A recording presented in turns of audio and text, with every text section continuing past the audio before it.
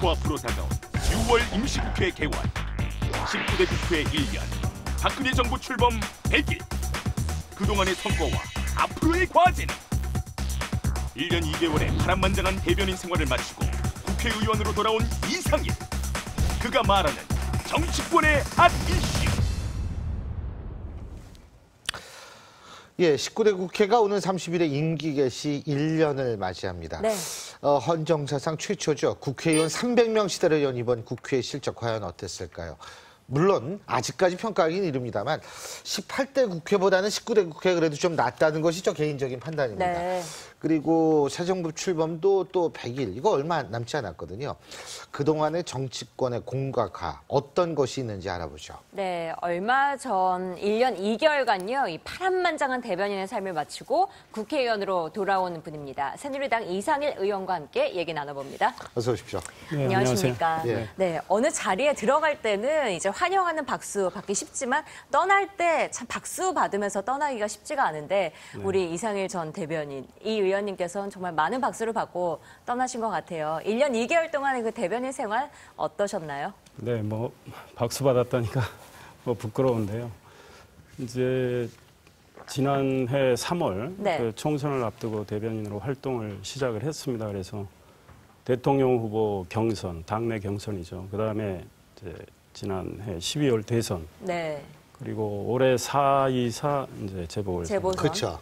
그래서 대변인으로서 뭐 정신없이 보냈습니다. 큰 선거 2번 치르고 이제 경선, 재보선 치르고 개인적으로 뭐 힘도 많이 들었는데 보람이 있었다고 생각합니다. 이 운이 좋았다고 생각합니다. 제가 뭐 잘해서 선거를 이긴 건 아니지만 대변인을 하면서 4번의 선거를 다 이긴 그렇죠. 경험을 또 했고요. 네. 그러나 대변인을 하면서 뭐 아까 파란만장 말씀을 하셨는데 상당히 곡절이 많았습니다. 그래서 제가 고별사에 이 그동안 언론에 알려진 것도 있고 또 제가 말 못할 것도 있고 한데 대하소설을 쓸 수 있을 정도의 소재가 될 거라고 생각을 했는데요. 돌이켜보면 제가 대변인으로 활동하면서 그 당의 입장을 나름대로 열심히 대변하려고 노력을 했지만 또 한편으로 저의 브리핑, 저의 성명, 논평으로 또 상처를 입으신 분들도 계실 거라고 생각합니다. 그래서 그런 분들께는 죄송하다는 말씀을 드립니다. 정말 겸손한 말씀이신 것 같아요. 아유, 네. 언론인으로서 활동을 쭉 하시다가 또 국회에 들어오셔가지고. 맞습니다. 근데 네. 사실 방송하다 보면요, 본의 아니게 다치게 하는 분들이 있습니다. 어쩔 수가 없죠. 대변인은 물론 또 당연한 자리고. 근데 제가 이상희 대변인님 네. 자랑을 좀 제가 대신 하려고 하는데 이분이 굉장히 뭐라 그러나 이 권위적이지 않으신 분이에요. 그러니까 네. 예를 들면은 우리나라 뭐 대부분 다 그렇다고 볼 수는 없지만 진보 쪽 정당에 계신 분들도 한번 이렇게 뭐 방송에 출연하실 때 그냥 마치 그 인턴 레지던트 쫙 몰면서 왜 그 과장이 등장하는 모습이 있잖아요. 그런 분들이 있는데 이 대변인께서는 일요일 날 같은 때 방송 출연하실 때는 항상 본인이 운전하고 오시고 그래가지고 맞아요. 좀 굉장히 오늘도 혼자 오신 것 같더라고요. 굉장히 네. 거기에 대해서 감명을 많이 받는데 이 비권위적인 것이 굉장히 중요하죠. 제가 볼 때는. 뭐 그걸 의식해서가 아니라. 아, 그렇죠. 근데 전 그게 굉장히 그러니까 의식하면은 이분 쇼하는 거 아닌가 이렇게 생각될 만들어진 것 같은 텐데 이미지를 또 바로 너무 거기에 제가 받아들여지거든요. 감명을 받았어요. 진짜. 부끄럽습니다. 별 말씀을 다 같이, 하세요. 예. 근데요. 동굴의 우상이 정치권을 지배하고 있다. 이 말씀하셨죠. 이게 무슨 고별사에서 얘기입니까? 말씀하셨어요. 네, 어떤 고별사에서 의미인가요? 이제 네. 그 사실은 정치는 사회과학의 영역인데 그 자연과학은 정답이 하나가 있을 수는 있지만 예. 사회과학은 정답이 하나가 있을 수는 없다고 생각을 합니다. 네. 그래서 정답이 여러 개 있을 수도 있고 어쩔 때는 없을 수도 있고 그래서 저희들이 이제 그 자기의 경험, 자기의 지각만이 옳다고 생각하는 데서 정쟁이 생기고 이제 독선이 생기고 그래서 이제 뭐 프란시스 베이컨이 동굴의 우상 그 문제를 지적을 했는데 직접 이제 제가 정당에 몸을 담고 대변인 활동을 하면서 또 국회의원 활동을 하면서 과연 나만이 옳을까 이런 생각을 많이 했습니다. 그래서 정치는 이제 그 대화와 타협을 통해서 하나의 이제 공통 분모를 모색해가는 과정인데요. 그래서 그 과정에서 상대편에 대한 역지사지 또 남의 경험과 지각을 네. 좀 존중을 해야 되겠다. 그래야 우리가 이제 국회 선진화법을 만든 까닭도 여야가 좀 더 이제 대화를 하고 타협을 해서 그렇죠. 생산적인 정치를 하라는 거였기 때문에 앞으로 우리 정치권이 그런 모색의 과정을 좀 더 해나가야 되겠다. 그러니까 저희가 저희만의 언어로만 얘기를 했을 때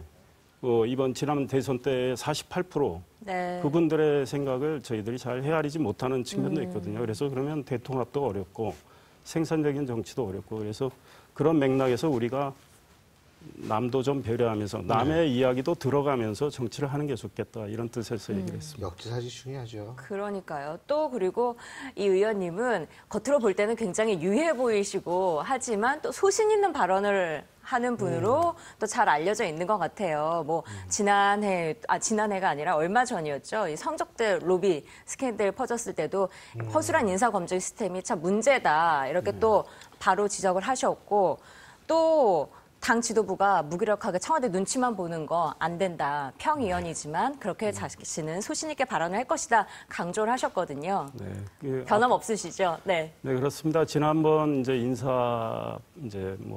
에서 몇 가지 실패 사례가 났었고 국민들이 또 매우 실망을 했었고요.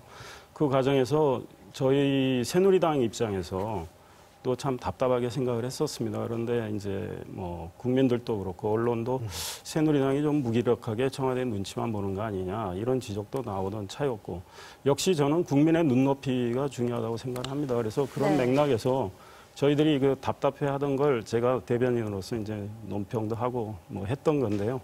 앞으로도 할 얘기는 좀 해야 되겠죠. 그럼요. 근데 이 역지사지가 이게 참 어렵거든요. 이게 이상일 의원께서 본인께서 역지사지를 하신다고 그래도 딴 사람이 쫓아와줘야 하는데 지금 역지사지의 가장 대표적인 예가 이제 앞으로 본격화될 개헌 논의에 있어서 여야가 역지사지를 좀 잘하면은 참 좋을 것 같다라는 생각이 드는데 오늘 오전에 마침 오늘 아침에 조선일보에 마침 최경환 원내대표와 전병헌 원내대표의 이 개헌에 관한 이게 있는데 의원 내각제의가 나오더라고요. 네. 전병헌 민주당 원내대표는 의원 내각제를 그렇죠. 찬성하시는 입장이고 저도 기사를 봤는데 우리 새누리당의 최경환 원내대표는 대통령 중임제. 이제 그 개헌 문제는 굉장히 중요한 이슈고 이제 국가의 틀을 바꾸는 이슈인데요. 앞으로 이제 국회에서 좀 논의 기구가 설치가 돼서 여러 가지 이제 논의를 해야 되겠고 그 다음에 이제 국민의 뜻도 들어봐야 되겠죠. 그래서 차근차근 좀 풀어가면서 개인적으로는 내각제가 좋으세요? 중임제가 대통령 4년 중임제가 좋으세요? 저는 장단점이 있다라는 건 이미 다 이제 교과서에서 배우는 건데요.